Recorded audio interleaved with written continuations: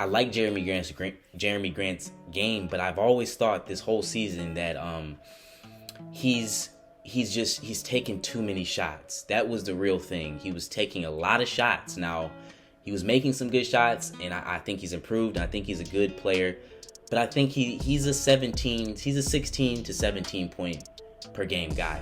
Nothing more, nothing, not really anything else. Maybe 18, 19, but that's the reality of his stats. And I think the extra points really just come from the shots. But as far as this team, this trade, Emmanuel Quickley, Obi Toppin, a first round pick, and Kevin Knox, that's very enticing for us. But not only for us, for them as well. Having Jerami Grant, I think, changes the look of the Knicks. They go. That's a mean defense. They go from a 5-man roster with holes in their defense, as far as the shooting guard, Reggie Bullock, point guard, Derrick Rose, to now a more of a well-rounded team defensively with Jerami Grant. He's that good defensively, and he's that versatile defensively, and he can shoot the ball. So he gives them another shot creator, ball handler, and honestly another all-star next to Julius Randle. So he makes them a mean playoff team. So from their perspective, and then as far as their perspective, letting go of Emmanuel Quickley is hard. Letting go of that first-round pick is hard. Letting go of Obi Toppin, that's debatable for them. They might want to do that, and they might want to let go of Kevin Knox at this point. But the first-round picks and Emmanuel Quickley is what this deal is for. Now, Jerami Grant, he's an all-star type player. I think he's an all-star type player. And so when you're that type player and you command a double team, honestly, which he does, you command a first-round pick. You command young talent like Emmanuel Quickley. So I think personally we need to Troy Weaver needs to really look into this. This could be the next deal that puts us in position as far as the future in drafting young players. This could be that deal that puts us over the top, because Emmanuel Quickley is the next Lou Williams. He is the next Lou Williams, and if you can at least get that, I don't care if it's on your bench, I don't care if it's next to Killian Hayes, I don't care if it's behind Killian Hayes. It just doesn't matter where you put him. He's going to score the ball. So when you have a young player that's going to do that, he's going to be doing that for the next 17 years, 17 seasons. And so I think, that first round pick in Emmanuel Quickley, that alone to me was like, okay, I would really consider that, of course, with maybe a young talent or something like that on, added to it. But with everything, with the Obi Toppin, and what I want to say about Obi Toppin, I don't necessarily think, he's done well. He has not. When I looked at his stats, it was not good, guys. It was not good. He's only had, I think, 2 or 3 games over 10 points. Emmanuel Quickley is already in double figures as far as 20-point games. He's already had 10 20-point games, okay? Obi Toppin hasn't even scored double figures more than, I think, again, 2 or 3 times. So he has been just a complete disappointment. He's only averaging 15 points, so there's still room for growth and potential. But I do think his shot does need work. His defense does need work. But look, we're a team.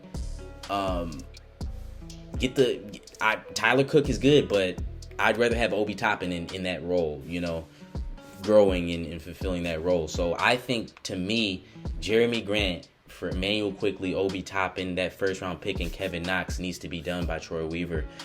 Or if not done, at least thought about, at least brought up. And I'm glad that they're bringing it up. Again, this wasn't me that brought this up. These are rumors. These are real NBA rumors that are going around. So we could see this trigger pulled. And I hope we do. I love Jerami Grant. I think he does have definitely has a future on this team. But, when you start to get trade offers for him, it's good to consider and lay out, what could happen. And when you have a player like Emmanuel Quickley, who has honestly proven to be, again, the next Lou Williams, legitimately, you gotta consider it. So tell me what you guys think. I think Killian Hayes has done well, guys. I think he's done well, but he's a disappointment. I don't care. He was picked at 7. And you gotta really score the ball more to get me on board. That's what's gonna get me on board, because in the NBA, again, passing is good and being a facilitator is good, But until he gets to an elite level where he's dominating at that point, and he's averaging 10 assists, and he's changing games, and he's really holding that position down, that's when my eyes will start to open back wide. But again, I'm post-traumatic stress with this post-traumatic with Killian Hayes, because I did not expect, and what he sold himself as again was something totally different than what we got. Now, he does have a good shot. He does have good tools. He is a great passer, but his mentality and the chip on his shoulder, I don't know where it's at. He's young. He still needs more time, but one of the biggest disappointments in the top 10, along with Obi Toppin, if not the draft, definitely one of the biggest disappointments. But tell me what you guys think. I think this team is great, guys. I think Isaiah Stewart, he's the next. I think Isaiah Stewart, let me just put it this way. If he starts to take those shots and starts to really focus on his mid-range game, because his three-point game is already there. That's already there. He doesn't have to worry about that. That is just going to be the cherry on top to where he's going to be unguardable as a big man and for other big men. But I think next year he could make the biggest leap out of anybody on this team. He could make the biggest leap, because with Sadiq, we see a lot of the skills already.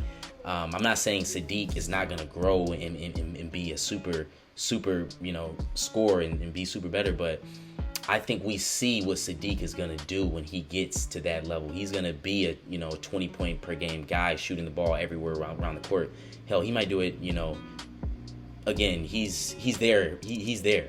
But Isaiah next year, man, he could really burst out, because his shot, his physical tools, I think the only thing, again, holding him and Sadiq back the whole season was just the rookie label and just trying to figure out the NBA and how to move, how to, just the normal things that you have to learn before you get to an elite level, before you can get to that Jerami Grant mindset where you know what you can do.